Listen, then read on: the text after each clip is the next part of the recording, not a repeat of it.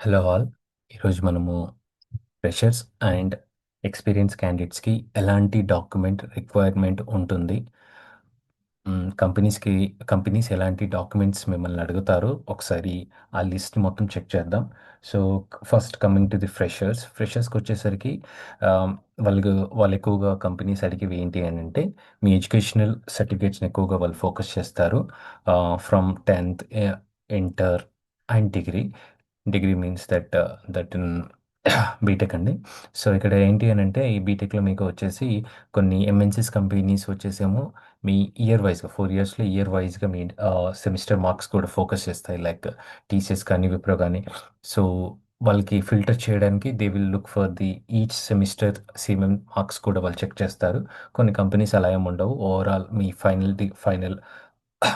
Final ఇయర్లో వచ్చేటువంటి score ఉంటుందిగా, ఓవరాల్ స్కోర్ ఆ సిఎంఎం మార్క్స్ మీదే డిపెండ్ అయి ఉంటుందండి. సో ఇలా చూసుకుని వెళ్తే మీకు ఈ డాక్యుమెంట్స్ తప్పితే పెద్దగా వేరే డాక్యుమెంట్స్ మీద వీళ్ళు ఎక్కువ ఫోకస్ చేయరు.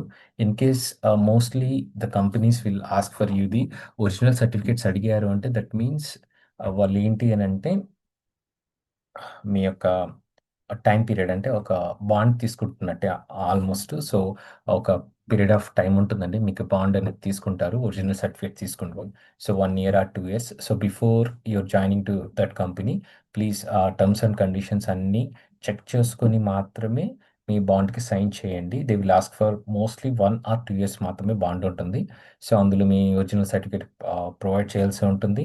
అలానే if you are breaking that bond అంటే మీరు కొంత అమౌంట్ పే చేయాల్సి ఉంటుంది ఆ కంపెనీకి. So please be careful before your committing to the bond. So చాలా జాగ్రత్తగా ఉండాలి. అలానే మీ ఎడ్యుకేషన్ సర్టిఫికేట్స్ని దాదాపుగా ఆ, దాదాపుగా ఇవ్వకుండా ఉండడానికి ట్రై చేయండి. ఒకవేళ ఎందుకనంటే వన్స్ వాళ్ళు ఒకవేళ తీసుకున్నారు అని అంటే దే విల్ కొంచెం ఇబ్బంది ఉంటుంది, మీరు రిటర్న్ చేసుకోవడానికి. మీకు కావాల్సినప్పుడు వేరే కంపెనీకి మూవ్ అవ్వడానికి కూడా చాలా ఇబ్బంది ఉంటుంది. So most of the companies కూడా ఆ, ఎలా అంటే ముందుగానే వాళ్ళు మెన్షన్ చేస్తారు త్రూ హెచ్ఆర్ రౌండ్లో కానీ, లేకపోతే వాళ్ళు ముందే ఎక్కడైతే మనం చూస్తుంటామో లైక్ నౌకరీ కానీ, లింక్డ్ఇన్‌లో కానీ ఎక్కడైనా సరే మీరు చూస్తున్నప్పుడు పూర్తిగా ఆ కంపెనీ ప్రొఫైల్‌ని కూడా చెక్ చేయండి. అదేవిధంగా అక్కడ బాండ్ ఉందా లేదో మీ హెచ్ఆర్‌లు ముందుగానే మీకు ఇన్ఫార్మ్ చేస్తారు. ఇన్ఫార్మ్ చేసినప్పుడు వెంటనే ఆహ్, మీరు కొంచెం టైం తీసుకొని ప్లీజ్ దాన్ని గో త్రూ అయ్యి ఆ కంపెనీ ఎలా ఉంది, ఇలా దాని బ్యాక్‌గ్రౌండ్‌లో చెక్ చేసుకున్నాకే యూ కెన్ ఆఫర్‌ని యాక్సెప్ట్ చేయండి. అండ్ బాండ్‌కి కూడా అలానే. So coming to the experience క్యాండిడేట్స్‌కొచ్చేసి మాత్రం వాళ్ళనేం అడుగుతారంటే ఎలాంటి డాక్యుమెంట్స్ రిక్వైర్మెంట్ ఉంటుంది అనంటే, సో వాళ్ళు ఎప్పుడైతే ఒక కంపెనీ ఏ కంపెనీ నుంచి బి కంపెనీకి వాళ్ళు ఎప్పుడైతే మారుతున్నారో, so B company will ask the previous company A company యొక్క relieving letter, joining letter, hike letter, అలానే మీ యొక్క salary slips mostly they will ask for 3-6 month వరకు అడుగుతారు. అదర్‌వైస్ కొన్ని కంపెనీస్ వచ్చేసి ఎంటైర్ శాలరీ స్లిప్స్ కూడా అడిగే ఛాన్స్ కూడా ఉంటుంది. సో, అలానే ఈ శాలరీ స్లిప్స్ తో పాటు మీ బ్యాంక్ స్టేట్‌మెంట్స్ కూడా ఇవ్వమని అడుగుతారు.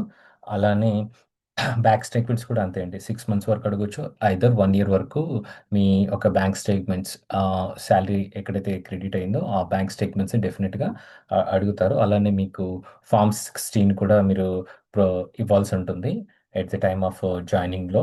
అలానే మీకు పాన్ కార్డ్ డీటెయిల్స్ ఇవన్నీ అండ్ పీఎఫ్ డీటెయిల్స్ కూడా ఉంటాయి. సో, ఈ పీఎఫ్ డీటెయిల్స్ టోటల్‌గా మీరు ఆ కంపెనీకి మీరు ప్రొడ్యూస్ చేయాల్సుంటుంది at the time of joining. So, ప్రతీదీ కూడా మీకు ఈమెయిల్ కానీ, కాల్ ద్వారా గానీ కమ్యూనికేషన్ జరుగుతూ ఉంటుంది. ప్రతిసారి ఆ కమ్యూనికేషన్‌లో if you have any doubts please check with that person who was communicating with you. So, please be careful. వాళ్ళు ఏ డాక్యుమెంట్ అడుగుతున్నారు, ఏ డాక్యుమెంట్ మీకు కావాలో క్లియర్‌గా విని, క్లియర్‌గా if you have any doubts let them ask. Don't worry. ఓకేనా? So, అడిగిన తర్వాత మాత్రమే మీరు ఏ డాక్యుమెంట్ అయినా ప్రొడ్యూస్ చేయండి. ఆహ్, సో, వాళ్ళ దాంట్లో చాలా క్లారిటీగా ఉంటుంది. సో, జాయినింగ్ ఆఫ్ డేట్ కానీ, జాయినింగ్ అవన్నీ ప్రతీది కూడా చెక్ చేసుకోవాలి మీరు. దట్స్ ఆల్ ఫర్ టుడే అండి.